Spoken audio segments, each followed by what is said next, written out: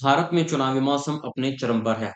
राजनेताओं की रैलियां, जनसभाएं, इंटरव्यू सुर्खियों में बने हुए हैं और इसी कड़ी में प्रधानमंत्री नरेंद्र मोदी ने समाचार एजेंसी एएनआई को लगभग सवा घंटे का इंटरव्यू दिया, जिसे सोमवार शाम को लगभग सभी मेनस्ट्रीम टीवी चैनलों ने प्रसारित किया। इस इंटरव्यू में पीएम मोदी नरेंद्र मोदी ने राम मंदिर, सनातन धर्म, दक्षिण की राजनीति और अपनी विदेश नीति जैसे कई मुद्दों पर बात की। लेकिन इलेक्टोरल बॉन्ड को लेकर उन्होंने जो कहा, उसकी काफी चर्चा हो रही है। इलेक्टोरल बॉन्ड के पक्ष में उन्होंने कहा कि अगर उनकी सरकार ने इलेक्टोरल बॉन्ड न लाया होता, तो मनी ट्रेल कभी पता नहीं चलता। देश में चुनाव से पहले इलेक्टोरल बॉन्ड को लेकर आई जानकारी एक अहम मुद्दा है।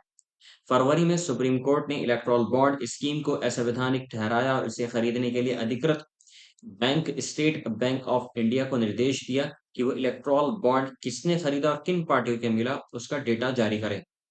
जो डेटा सामने आया उसके मुताबिक 6060.51 करोड़ चंदा अकेले बीजेपी को मिला। दूसरे नंबर पर टीएमसी थी, जिसे 1609 करोड़ का चंदा मिला। जो बातें इस डेटा से सामने आई, वो ये है कि कई कंपनियों ने जो चंदा दिया, उनके ऊपर कुछ समय पहले ईडी की कार्रवाई की गई थी। ऐसे ही कई पैटर्न निकल कर सामने आए हैं। इस योजना को विपक्ष और पारदर्शिता के लिए काम करने वाले कार्यकर्ता बड़ा घोटाला बताते हैं। एएनआई के इंटरव्यू में इलेक्टोरल बॉन्ड को लेकर जब पीएम मोदी से सवाल पूछा गया, तो उन्होंने कहा, चुनाव में कालेधन का इस्तेमाल होता है। हम ऐसा ना हो, इसका रास्ता खोज रहे हैं। चुनाव में 1000 और 2000 के बड़े नोट ट्रेवल करते थे। हमने इसे रोकने की कोशिश की। शुरुआत में राजनीतिक पार्टियों को 20,000 रुपए कैश चंदा लेने की छूट थी। सुप्रीम कोर्ट ने 20,000 कैश चंदा लेने की छूट दी थी। मुझे याद है कि हमें एक व्यापारी ने कहा था कि हम आपको चंदा चेक से नहीं दे सकते, क्योंकि सत्ता पक्ष को पता चल जाएगा कि उन्होंने हमें चंदा दिया। 90 के दशक में हमें इसलिए एक बार चुनाव लड़ने में दिक्कत आई थी, क्योंकि हमारे पास पैसा ही नहीं था।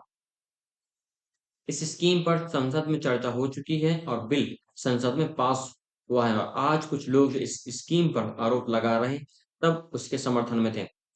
पीएम मोदी ने कहा कि इलेक्टोरल बॉन्ड था, इसलिए जो मनी ट्रेल का पता चल गया, किस कंपनी ने दिया, कैसे दिया और कहाँ दिया। उन्होंने कहा, जो लोग आज बोल रहे हैं, वो सब लोग पछताएंगे जब ईमानदार से सोचेंगे।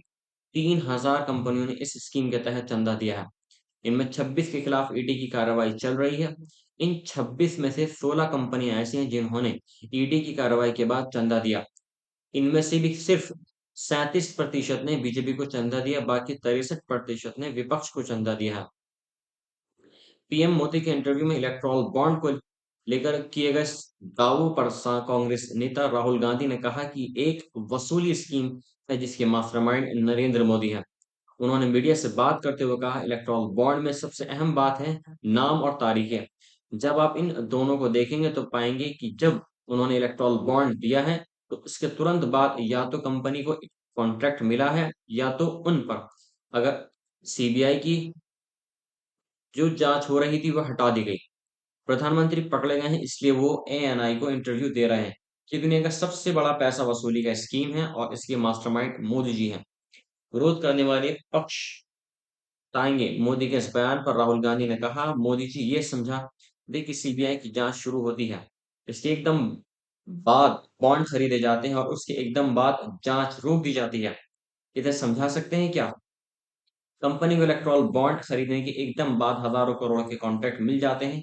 ये भी बात पीएम मोदी समझा दें। सच्चाई है कि वसूली की है। पीएम मोदी से अपने इंटरव्यू में कहते हैं कि इलेक्ट्रॉल बॉन्ड स्कीम से ही मनी ट्रेल का पता चल पाया। इस पर कांग्रेस ने कहा कि ये बेशर्मी से बोला गया झूठ है। पार्टी ने कहा, इलेक्ट्रॉल बॉन्ड लागू होने से पहले तक 20,000 ही कैश में चंदा दिया जा सकता था। इस स्कीम के आने के बाद चंदा देने वालों की पहचान बताने की बाध्यता खत्म कर दी गई। इसे पूरी तरह स्कीम को गुप्त करने के लिए डिजाइन किया गया था। साल 2018 से 2024 के बीच एक पूरा डेटा अब तक सामने नहीं आया है। साल 2018 में मोदी सरकार इलेक्ट्रॉल बॉन्ड स्कीम लेकर आई। दावा था कि ये चुनावी फंडिंग की प्रक्रिया में पारदर्शिता लाएगा। इस कानून में कहा गया है कि चंदा देने वालों की पहचान हर सूरत में गुप्त रखी जाएगी। ऐसे में ये पता नहीं चल पाता था कि किस पार्टी को किसने कितना चंदा दिया, साथ ही इस स्कीम से किस पार्टी को कितना चंदा मिला। इस साल फरवरी में इलेक्टोरल बॉन्ड स्कीम को सुप्रीम कोर्ट ने असंवैधानिक करार दिया। जो डेटा सामने आया, उसके मुताबिक 12 अप्रैल 2019 से 11 जनवरी 2024 के बीच बीजेपी ने कुल 60 अरब रुपए से अधिक के इलेक्टोरल बॉन्ड को बनाया है। वहीं इस मामले में दूसरे नंबर पर तृणमूल कांग्रेस है, जिसने 16 अरब रुपए से अधिक के इलेक्टोरल बॉन्ड को इनकैश किया है। वहीं सबसे ज्यादा इलेक्टोरल बॉन्ड खरीदने वाली company Ford future gaming and hotel services है। इस कंपनी ने कुल 1368 बॉन्ड खरीदे, जिसकी कीमत 13.6 अरब रुपए से अधिक रही। इस मामले में तीसरे नंबर कांग्रेस है, जिसने 14 अरब रुपए से अधिक के इलेक्टोरल बॉन्ड को इनकैश किया है। इसके बाद भारत राष्ट्र समिति ने 12 अरब रुपए और जीजू जनता दल ने 7 अरब रुपए से अधिक के इलेक्टोरल बॉन्ड को इनकैश किया है। कई ऐसे मामले सामने आए हैं जिसमें जिन कंपनियों ने इलेक्टोरल बॉन्ड खरीदे उन पर बॉन्ड खरीदने से पहले ईडी इनकम टैक्स की कार्रवाई हुई थी। कुछ कंपनियों को बॉन्ड खरीदने के कुछ समय पहले या बाद बड़ा कॉन्ट्रैक्ट मिला। दवा कंपनी जिन्होंने टेस्ट फेल किया था, उन्होंने इलेक्ट्रॉल बॉन्ड खरीदकर राजनीतिक दलों को दिया। 3 फार्मा कंपनियों और एक सुपर स्पेशलिटी हॉस्पिटल ने इलेक्ट्रॉल बॉन्ड के जरिए करीब 762 करोड़ रुपए का चंदा राजनीतिक दलों को दिया है।